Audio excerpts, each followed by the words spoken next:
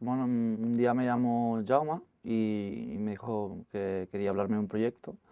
Yo ya había trabajado con ellos, con Paco y Jaume por separado, pero bueno, un día en junio me llamó Jaume y me dijo, oye, vamos a quedar para tomar una Coca-Cola y tal, y quedamos en Rambla, Cataluña, con Gemma y otros jefes de equipo y nos explicaron una idea el génesis de REC, ¿no? Muy al principio, ¿no? Queremos hacer una película con vídeo, muy corta y a mí me pareció muy interesante desde el principio, ¿no? Un formato muy diferente, algo muy libre, muy free. Y nada, poco a poco encontraron la manera de producirlo y nada, y al cabo de nada, 5 o 6 meses ya estábamos rodando.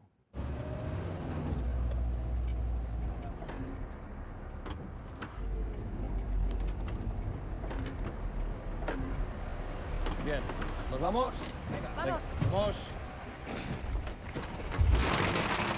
Bueno, el hecho de que Jaume me llamara, porque yo había trabajado con él para entrar a vivir, cuando me llamó ya es un motivo de interés de a ver qué va a hacer y te motiva, ¿no? Pero luego también había trabajado con Paco y entonces al estar los dos juntos también era un buen motivo. Pero el guión me pareció muy interesante. O sea, bueno, al principio no había guión tampoco, porque no nos enseñaron el guión, nos explicaron la idea. Al principio la película se llamaba Length, no sé un número, no me acuerdo, 16 o 60 o no me acuerdo qué número, era una duración. Y ellos querían que fuera, que hubiera como un counter o como un código de tiempo que fuera marcando el tiempo de la cinta. O sea, la idea era hacer una película en tiempo real. Tampoco todo el rato a cámara, pero una.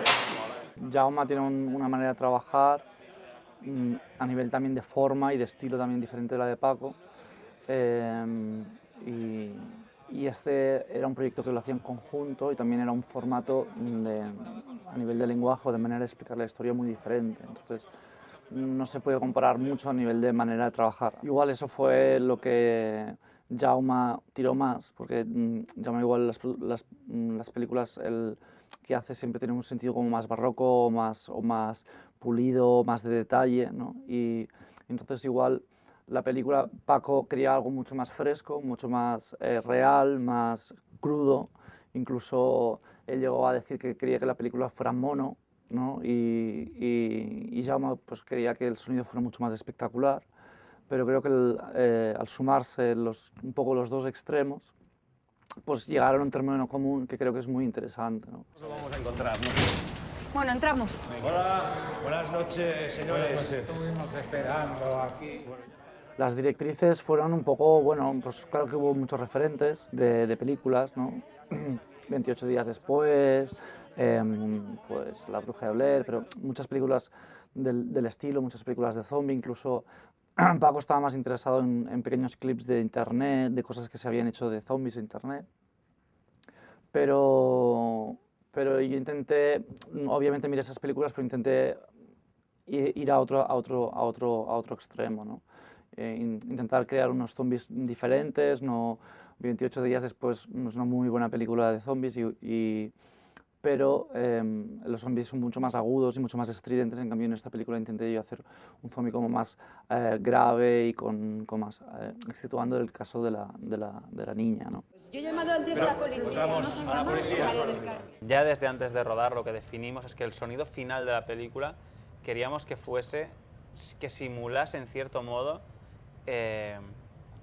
cómo sonaría registrado por una videocámara. Pero claro, estamos hablando de sonidos que en la realidad no existen, ¿no? De gente poseída, de infectados, de cosas que normalmente el cine está lleno de trucos y de efectos de sonido que ayudan a reforzarlo. Entonces queríamos que sonase todo eso, pero de la manera más naturalista posible. Y eso generó un trabajo de diseño por parte de Oriol Tarragó que yo creo que es muy interesante. En cuanto nos han avisado, hemos venido por aquí. Ah, está bien. Subid conmigo, por favor. ¿Eso de coño es? No, de una tele local. Me dijeron que obviamente tenía que estar la película en el terreno realista, que era una película sin música y yo fui presentando las secuencias y luego pues ellos pasaban por el estudio y iban viendo un poco el trabajo que hacía, ¿no? Sobre cómo trabajamos y saber Cojonudo, son responsabilidad vuestra, ¿eh? Por favor, señores, ¿quieren hacer el favor de quedarse en el portal? ¿Es que hablo en chino o qué? Bueno. Esta película ha sido la película más creativa, al menos desde mi trabajo, y creo que también de dirección, ha sido la película con más ideas de sonido y con intentar explotar al máximo el recurso de sonido, ¿no?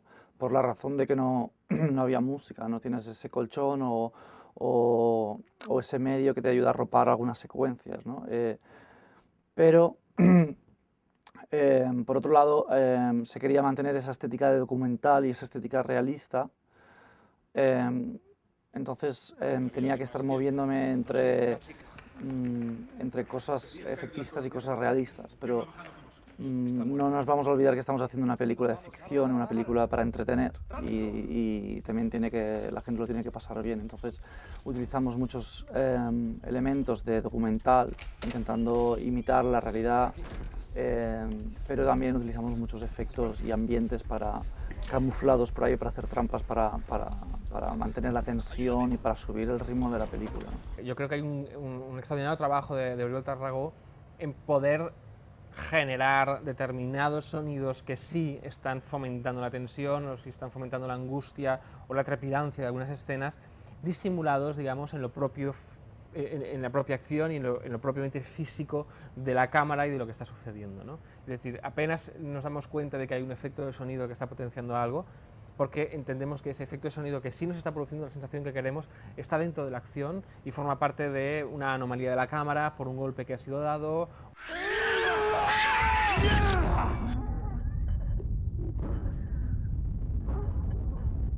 La idea principal que más hablamos con Paco y Jaume y también con el mezclador era cómo iba a funcionar el sonido de la película, ¿no? Porque al principio la queríamos hacer mono, luego estéreo, pero ¿cómo vamos a hacer? El punto de vista de la cámara tiene que ser el mismo punto de vista del sonido, entonces intentamos mantener el punto de vista de la cámara que fuera realista, ¿no? Que las cosas se oyeran como desde una cámara, en teoría. Pero había muchos diálogos y hay muchas personas que están hablando en el mismo momento, entonces se tendrían que entender todas las palabras y todo el texto. Aparte de esto, se ha utilizado muchísimo material de animales, muchísimas grabaciones de animales, de sonidos de matanza de cerdo, de burros, de todo tipo de sonidos de gallinas. Hemos utilizado muchísimas cosas, muchísimas grabaciones para crear los zombies, ¿no? Los gritos de los actores en el rodaje funcionaban, pero no daba miedo, no era impactante, no tenía suficientemente proyección y suficientemente fuerza. Entonces tuve que mezclar todos estos sonidos y caracterizar cada zombie, ¿no? Y también que los zombies más o menos tuvieran un paralelismo, ¿no? Que sonaran un poco igual.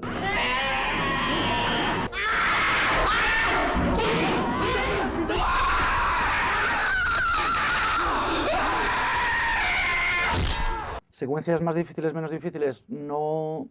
La película empieza a un ritmo trepidante y ya casi que no para hasta el final. Entonces cada zombie, cada grito era una historia nueva, ¿no? Conchita, tranquila, tranquila. No se preocupe. Por favor, por favor. Se han utilizado muchos elementos de interiores de casas, ambientes también filtrados para crear como atmósferas, pero sin perder el punto realista. O sea, cogíamos ambientes de ciudad y los bajábamos de pitch, los transformábamos para crear atmósferas, pero sin perder esa textura realista, no irnos al extremo tampoco de algo que no encajara con la imagen. Aunque hemos hecho muchas trampas y obviamente sí que hay muchos efectos de sonido ahí para mantener el espectáculo, obviamente, ¿no? ¿Qué coño hacéis aquí? El momento del disparo, cuando están en el pasillo y la señora Conchita ataca al policía y entonces él dispara a bocajarro, eso también fue uno de los momentos difíciles porque yo puse un disparo y Paco y Jaume se quedaron como esto no funciona, esto no es un disparo. En un pasadizo de casa una vieja, si tú disparas una escopeta no suena, si una pistola tiene que sonar ¿no? De una manera. Y entonces probaba y poniendo tiros y no había manera de. Y Jaume se quedaba un poco así, y Paco también. Un día estábamos en mezclas y ya no sabíamos qué hacer, digo, es que no lo podemos subir más, y es que estábamos al tope de volumen. Y por error enviamos el disparo a una reverb, a un procesador de señal, y ese procesador saturó de una manera brutal y se oyó de una manera muy fuerte, y Jaume dijo, esto es lo que quiero. Y entonces lo que hicimos es grabar esa distorsión en el Pro Tools y lo mezclamos con el disparo, y ahí ese sonido como que realmente atronador, ¿no? Eso fue muy interesante porque Jaume nos estaba llevando a un límite que nosotros, y Paco también, que nosotros creíamos que no podíamos hacerlo, y al final encontramos una manera muy interesante.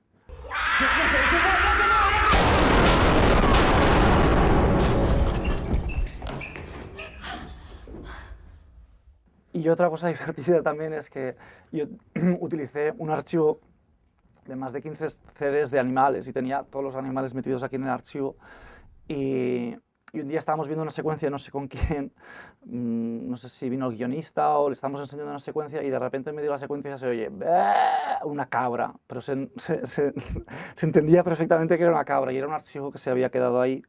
Y claro, todo el mundo se puso a reír, y Jaume y Paco dijeron, no, esto lo vamos a guardar y lo vamos a poner, la cabra, ahí en el fondo, y no sé, y la cabra está en la película todavía. Lo que pasa es que cuando nosotros pasamos nos reímos, la gente no, por el miedo no se da cuenta.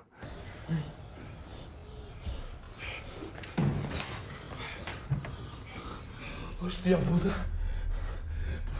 La vieja no está. Ni la otra.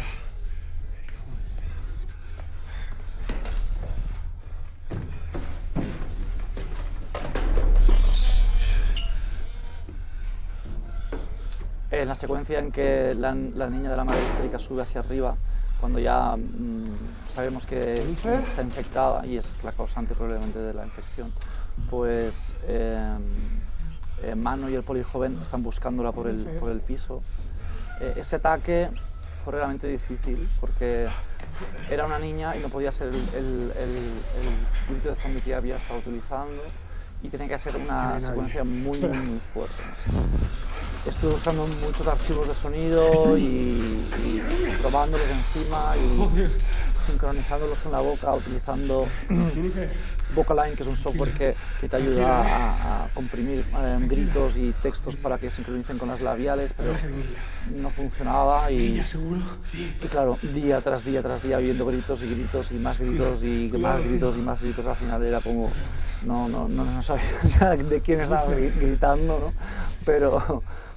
Pero al final encontré el grito de, no voy a decir de qué es, porque si no se rompe, pero es un animal, y funcionó. Cuando entraron Paco y se os enseñó, al final se quedaron haciendo y dijeron, esto es lo que buscamos, ¿no? Y teníamos algunos gritos que los llamábamos, tenían algunos nombres, ¿no? Algunos eran no me acuerdo, uno era el super grito.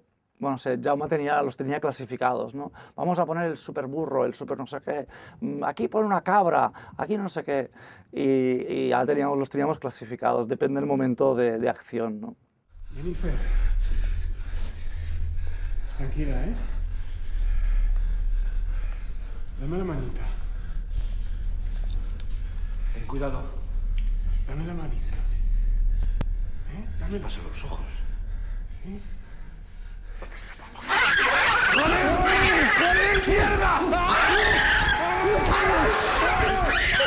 Yo creo que la secuencia, la que al menos me gusta más a nivel de sonido, toda la película, ya he dicho, es muy interesante a nivel creativo. He podido experimentar en cosas que en mi vida hubiera podido pensado experimentar en una película. Es muy free la película y eso es muy interesante. Y Paco y Jaume también me han dejado experimentar, y ellos también tienen como la mente muy abierta para probar nuevas cosas, y creo que era el momento de hacerlo, ¿no? Ha sido arriba en el piso de Madrid, cuando llegan y se encierran en el piso, ¿no? Esa secuencia, el sonido es muy... Bueno, al menos a mí me gusta mucho porque al principio hay como una textura de sonido como de tuberías, como de gotas, oímos los pasos por el piso de arriba, todo el ambiente como angustiante y asfixiante, ¿no? ¡Ya está!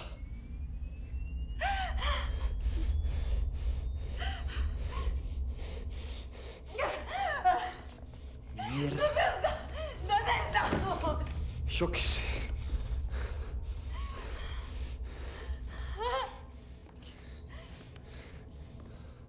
cuando se rompe la antorcha y pasamos a la visión nocturna, lo que hicimos es la ambientación que habíamos estado escuchando hasta ahora la quitamos y oímos el diálogo limpio, bueno, solo el diálogo y algunos efectos, pero lo pasamos como por un filtro como un poco alimentado. Entonces se oye como mucho más frío y como mucho más crudo.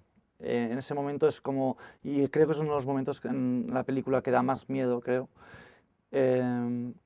porque el sonido está como en estado puro, ¿no? Solo los oímos a ellos respirar.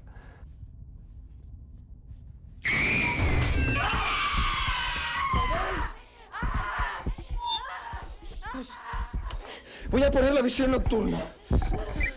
Vale, vale. Ya está, puedo verte. Ya está. A ver, extiende la mano. Espérate, ¿dónde estás? Voy a avanzar hacia ti, ¿eh? Vale, te tengo. Aquí. Tranquila, tranquila, soy yo. Ángela, yo puedo ver. Me parece muy interesante cuando empieza a aparecer la niña Medeiros, que al principio no sabes lo que es, y lo que más me gusta de la secuencia es que empezamos a oír unos ruidos en off y no sabemos lo que es, y esos ruidos se van acercando, ¿no? El hecho de que oigamos el malo antes de verlo, creo que todavía acentúa más el suspense, ¿no? No puede vernos, si no nos oye no podrá encontrarnos.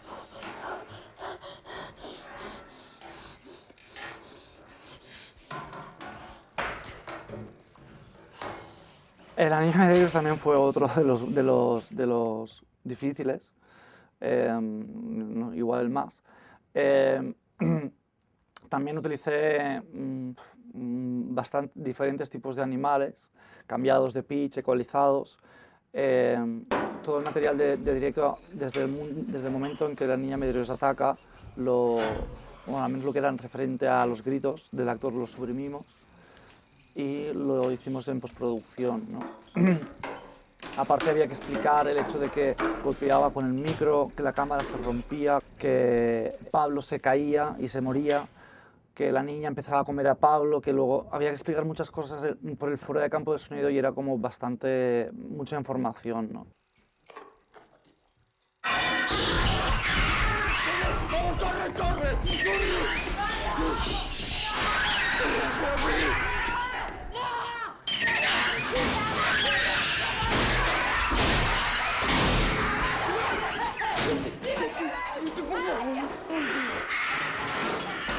¡Ángela, corre!